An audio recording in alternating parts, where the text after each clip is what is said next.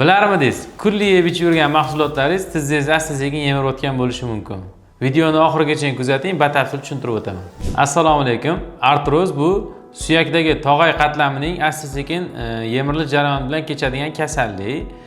Buni har kuni yeb ichib yuradigan oziq-ovqatlarimiz tezlashtirib yuborishi mumkin. Bu mahsulotlardan birinchi o'rinda gazli ichimliklar turadi. Har kuni ichib yuradigan gazli ichimliklarimiz tarkibida fosfor kislotasi ko'p bo'lgani uchun qonimizda fosfor kislotasi ortib ketishiga olib keladi. Natijada tanamizda fosfor kislotasiga balans qilish uchun suyakdagi kalsiyni qonga chiqarishga majbur bo'ladi. Ketidan esa suyaklar mo'rtlashishiga olib keladi, osteoporoz va suyak yemirilishi kuchayib ketishi mumkin. Ikkinchi mahsulot bu tuz, ya'ni sho'r ovqatlar yoki tuzli mahsulotlarni ko'p iste'mol qilish.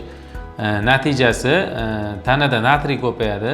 Natriyni buyraklar siydik orqali chiqarish natijasida kalsiy ham tanadan qo'shilib yuvib chiqishi boshlanadi va kalsiy suyaklarda kamayib ketishini hisobiga tanamizdagi kalsiy zaxiralari kamayadi va suyak yemirilishiga olib kelishi mumkin. Keyingi mahsulotimiz shakar va shirinliklar. Shirinliklarni ko'p iste'mol qilish qonimizda insulinni ko'paytiradi. Insulin ko'paygani hisobiga yallig'lanish jarayoni tezlashishi mumkin tanamizda. Buni ketidan kalsiy, magniy va D3 so'rilishi pasayib ketadi. Buni oqibatida gormonal buzilish bo'ladi. Natijada yangi suyak ishlab chiqarilishi sekinlashib ketadi, eski suyak yemirilishi tezlashib ketishi mumkin. Keyingi mahsulot kofein, ya'ni kofe. Kofe ko'p iste'mol qilish ichaklarda kalsiyning so'rilishiga juda katta zarar berishi mumkin. Kalsiy so'rilishi kamaygandan keyin suyakdagi kalsiy zaxiralari kamayib ketish boshlaydi va natijada suyaklarimiz yemirilishi tezlashib ketishi mumkin. Keyingi o'rinda spirtli ichimliklar turadi. Spirtli ichimliklar jigar faoliyatini buzadi.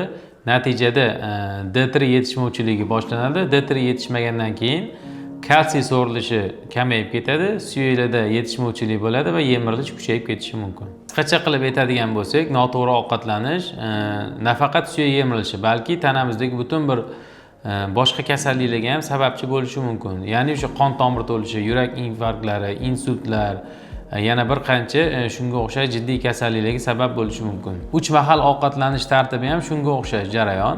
O'zi 3 mahal ovqatlanish deganda qachonki tanamizda to'g'ri ovqatlanish bo'ladi, qachon biz qornimiz ochganda ovqatlansak-u, lekin lanjlashib uyqumiz kelmasa, ana o'sha to'g'ri ovqatlanish hisoblanadi. Ovqat o'zi tanamizga energiya berish uchun yeyiladi. Lekin biz ko'p holatlarda guvoh bo'lamiz, ovqatlangandan keyin uyqu tortishi, charchoq, qanaqadir shunga o'xshash hissiyotlar paydo bo'ladi.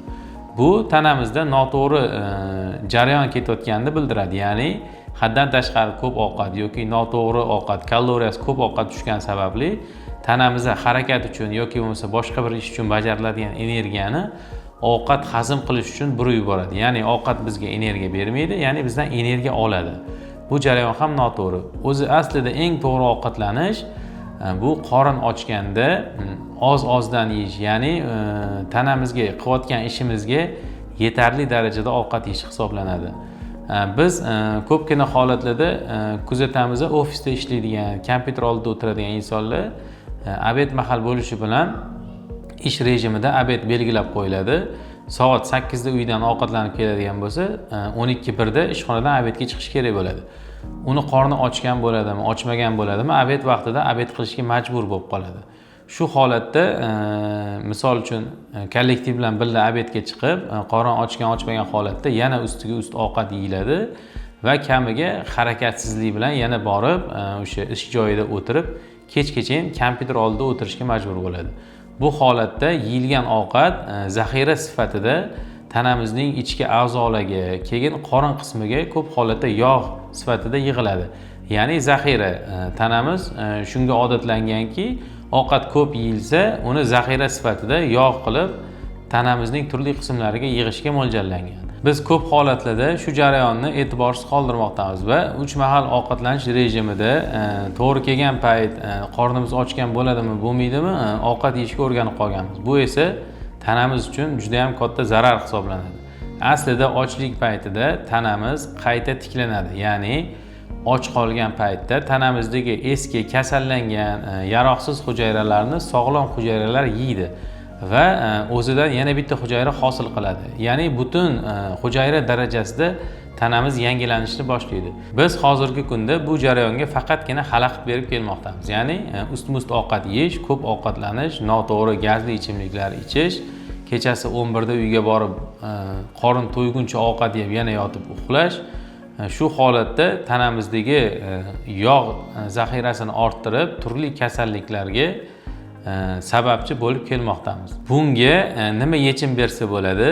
Buning eng to'g'ri yo'li, ya'ni o'sha qorin ochgan paytda qilayotgan ishimizga yarasha ovqatlanishlik. Misol uchun insonga hamma narsa kerak, lekin qilayotgan ishiga yarasha bo'lishi kerak. Qilayotgan ishga yarasha ovqatlanilsa, tana har doim sog'lom holatda saqlanadi. Sizda qanaqa muammolar bo'lyapti? Shu haqida fikringizni kommentariyada yozib qoldirib keting va mana shu quyidagi raqamlar orqali biz bilan bog'laning.